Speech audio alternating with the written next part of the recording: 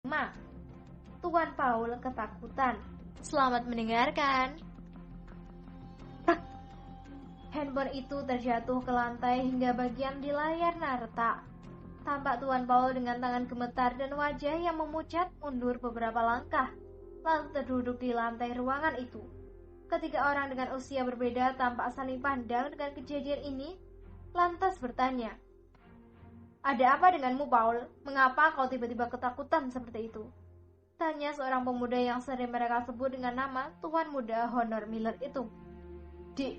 Dia mengancamku. Dia mengancamku. Jawab Tuan Paul seperti kerasukan. Bicara yang benar. Siapa yang mengancammu?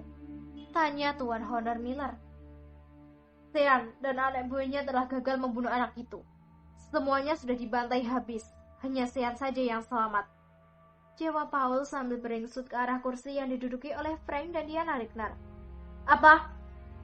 Paul, apakah kau tidak salah dengar? Tanya Frank. Aku belum tuli. Anak itu mengancam aku akan membunuhku. Tolong selamatkan aku. Kata Paul semakin ketakutan. Tenangkan dulu dirimu, Paul. Coba kau ceritakan apa sebenarnya yang kalian bicarakan tadi di telepon itu. Kata Diana pula. Tuan Paul menceritakan seluruh percakapannya dengan Joe William tadi, termasuk akan mengirim Sean kembali ke Megaton sebagai bukti kemenangannya atas rencana pembunuhan itu. Jangan terlalu takut kepada apa yang tidak tahu ketahui, Paul. Mungkin dia hanya sekedar mengancam saja.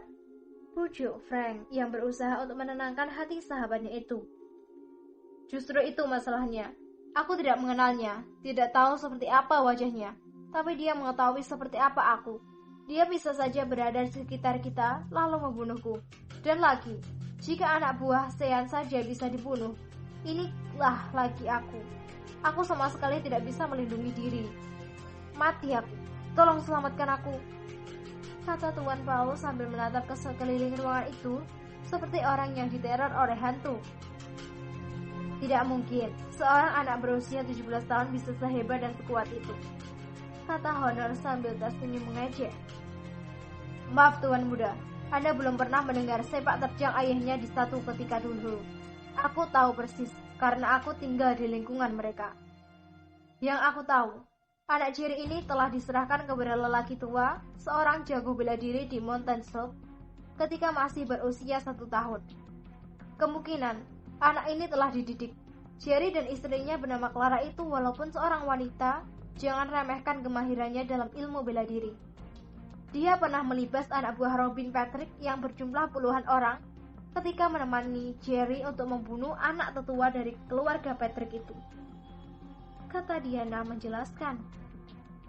Aku dalam bahaya. Kata Tuan Paul menjerit lalu berlari meninggalkan ruangan itu. Tak lama kemudian, terdengar raungan mesin kendaraan meninggalkan area parkir kantor milik Arnold Holding Company di Megaton itu. Kacau semuanya. Dia yang mengatur rencana, dia yang terlalu overconfidence. Dia pula sekarang yang ketakutan setengah mati. Dasar orang tua tak terpakai. Kata Honor lalu segera keluar meninggalkan ruangan itu. Sementara itu, Diana dan Frank Richter hanya saling pandang saja, melihat perubahan suasana yang terjadi saat ini. Mereka berdua mulai berpikir bahwa jika ingin selamat, maka jangan membuat silang sengketa dengan anak yang bernama Joe William ini. Mobil BMW hitam itu berhenti di depan Martin's Hotel. Dari dalam, tampak seorang lelaki setengah baya berlari mengitari mobil lalu membuka pintu di bagian penumpang. Kemudian membukakan pintu tersebut. Silahkan ketua, kata lelaki setengah baya itu.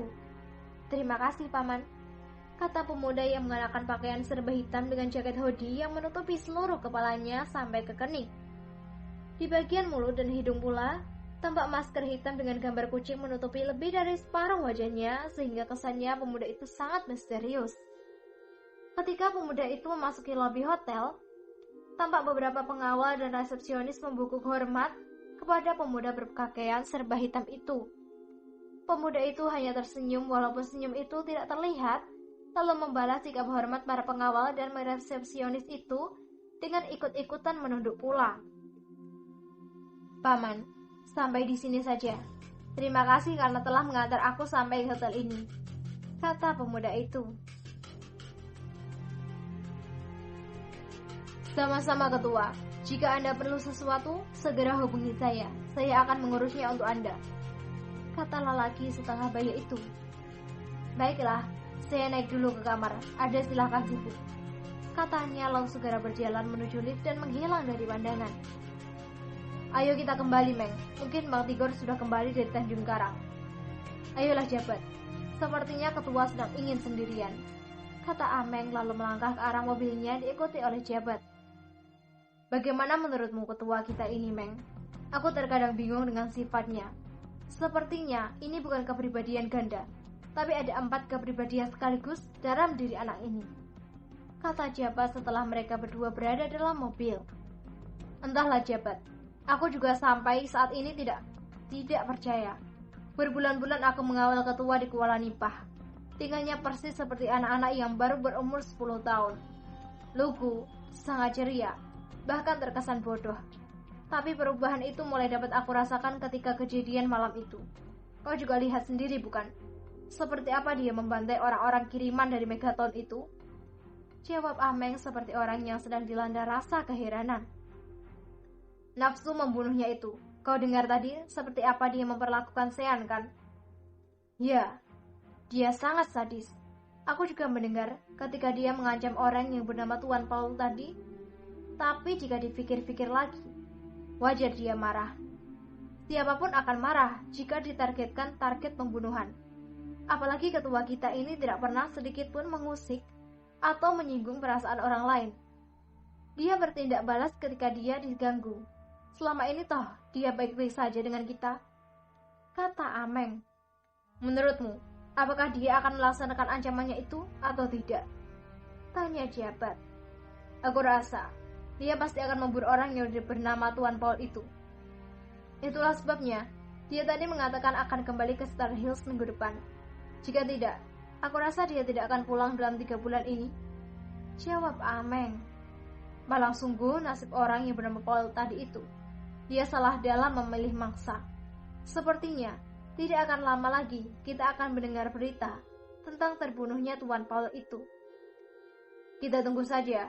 Tidak sulit bagi ketua untuk membunuh Paul itu. Ini karena segalanya dia miliki. Aku katakan yang terlihat saja ya.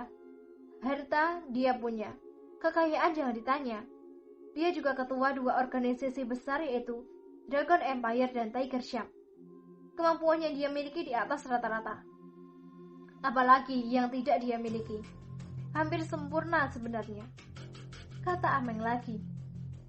Kemana tujuan kita sekarang? Tanya Jabat. Ayo kita ke kantor yayasan. Aku rindu melihat tingkah laku anak-anak yang sedang belajar, jawab Ameng.